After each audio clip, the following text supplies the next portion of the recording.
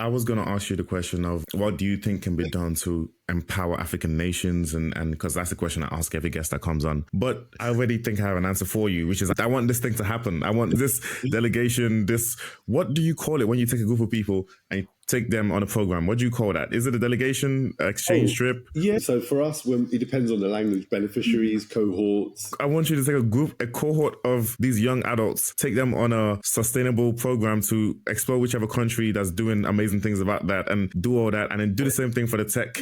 Kenya is great for the tech, by the way. Yes, exactly. Nairobi has an amazing startup ecosystem. And I have connections in Kenya. I actually know the head of a VC firm, actually. Wow. And I have connections for the sustainable thing as well. If you did want to do this, I'm sure I can connect you to people that know people. One of that connection, even that whole the brain rot, people leaving these countries, it's a great thing that they're creating those ecosystems over there, because we need to see our people stay in Africa rather than leave and come to the West. So when you get there, you're having to start systems from very basic beginnings. So absolutely, 100%. And believe it or not, I have been working on a few international exchange ideas. And one of them is around Ghana, because there's a huge infrastructure around the sort of climate change community. Okay. And I know quite a few artists, because I've been touring with artists and doing all sorts of things over the last probably 25 years. My connections over there are quite strong. So I'll probably start there for environment. But in terms of tech and Africa, that's amazing. I'd love to follow that up in terms of the kind of Kenya. I know people in Ghana too. This is great. A lot of my university friends are Ghanaian that I was chilling with in uni. You went to Unilag? No, I went to uni in Manchester. Oh, right. Yeah,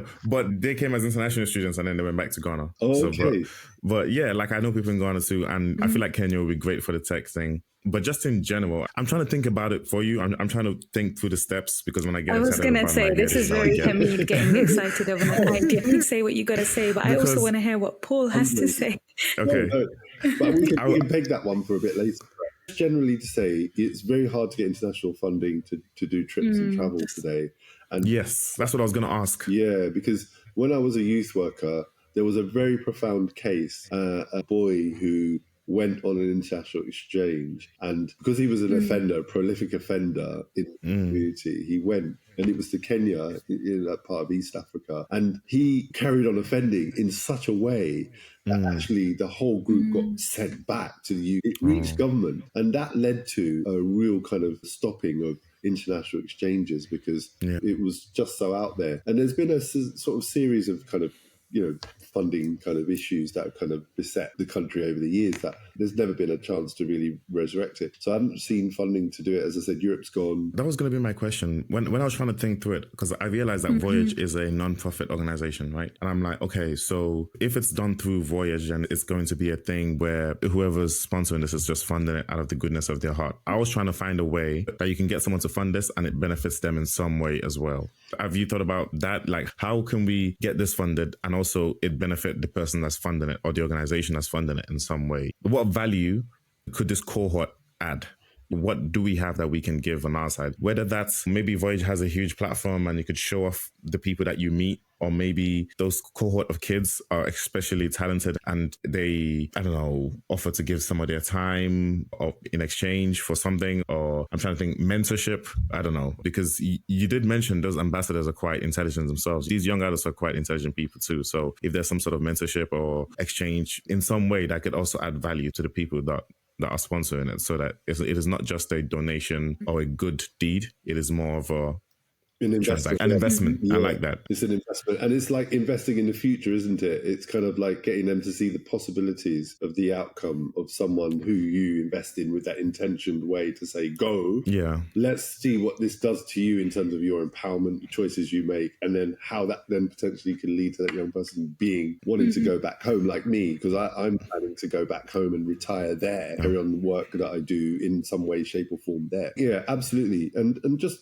say like the Manhood Academy, who, Davis and his team, they've established a link in Gambia, and they've linked the idea of manhood and getting young people to go through these various kind of what they call rituals and rites of passage. Ceremonies. And these various ceremonies that they've adopted. They've taken a much more sort of spiritual thing, and they're taking a mix of what South African kids do when they walk around. When they reach maturity, they have to walk across the plains and kind of come, and then after that they wear these cloths. He's adopted ideas like that, and he's also introduced a sort of fundraising campaign. So each young person has to raise 50% of that money or 60% of that money through their own means. And I think that they're the sort of ways that we need to look at it today. So you might get an initial investor who might sort of say, look, I'll donate to that cause, and then the youngsters will have to sort of supplement it with their own fundraising kind of idea. Fair So I enough. think it is really possible. The realist things, and I can tell you now, I'm aware of lots of other things that have gone wrong, international things. For example, there was an organisation I knew and worked with where Prakesh, who was the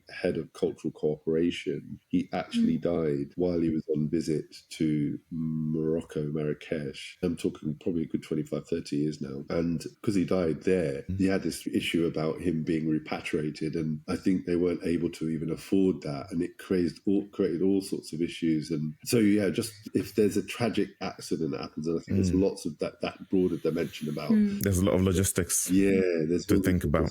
And I think that's also pushing back a lot of others. And health and safety now is like on swole. Everything is guided through safety, health and safety, safeguarding, and it makes that very risky. So it will have to be it'll have to be that tailored group of kids.